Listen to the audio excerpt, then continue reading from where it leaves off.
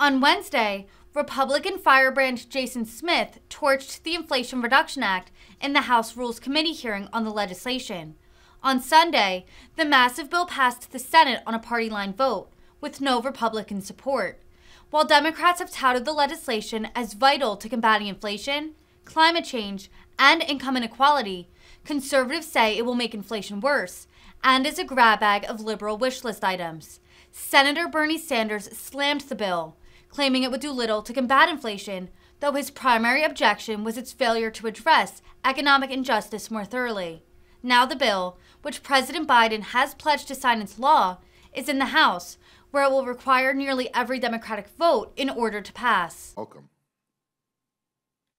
Thank you, Mr. Chairman. America is in a recession.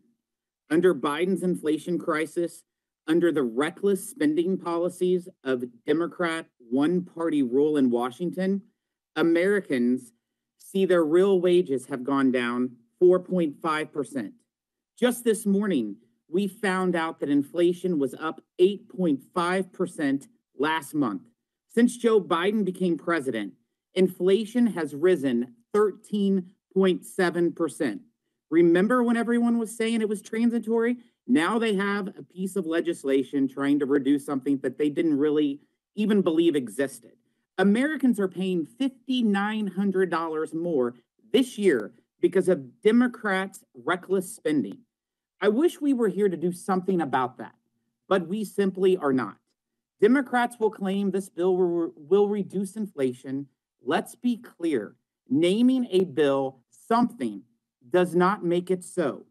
The Congressional Budget Office, Penn Wharton, over 230 economists, and even the Senate Budget Chairman, Bernie Sanders, have said that this bill will either do nothing to address inflation or will actually make it worse.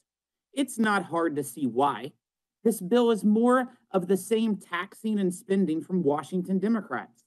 $745 billion in spending when you strip away the fake sunset policies. $599 billion in budget gimmicks and new taxes being thrown on an economy that is in recession. Another $146 billion in debt. In fact, even accepting the Democrats' false program sunsets in this bill, it still adds $54 billion to the debt over the first 5 years. And 80% of the bill's so-called savings do not even show up until after the year 2029. Democrats will claim they are not raising taxes on hardworking Americans.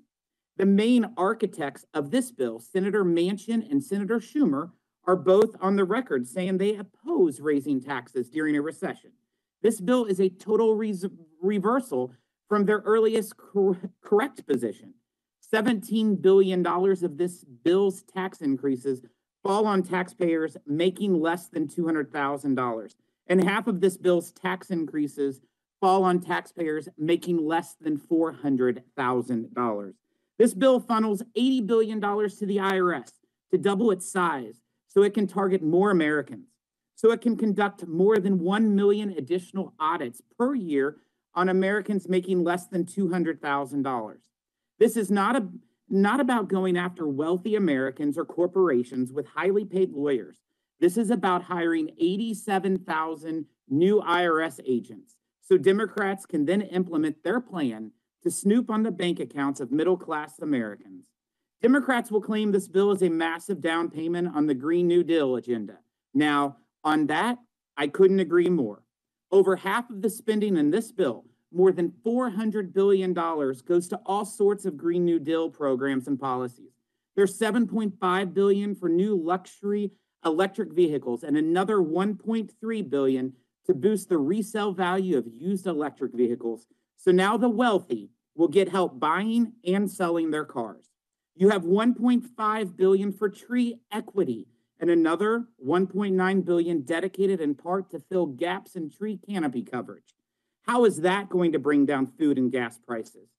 $362 million to help corporate America build greener buildings. How is that going to fix the supply chain crisis? There's $27 billion to fund a new green bank at the EPA. How is that going to fix a shrinking economy or help Americans facing higher interest rates? And of course, $12 billion in new taxes on American-made energy to further raise the price at the pump. The Inflation Expansion Act will do nothing to solve the crisis facing Americans, whether it's the high prices on groceries or gas, rising interest rates, supply chain problems, a labor shortage, spiraling debt, and now a recession. Our Democrat colleagues are trying to spin their way out of an inflation and tax their way out of a recession.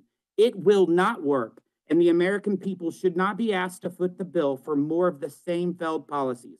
Congress should be focused on fighting inflation, not making it harder for folks in this country to provide for themselves and their families. I yield back, Mr. Chairman. Thank you very much. Chairman Pallone. Thank you. Thank you, Chairman McGovern and Ranking Member Cole, for the opportunity to speak.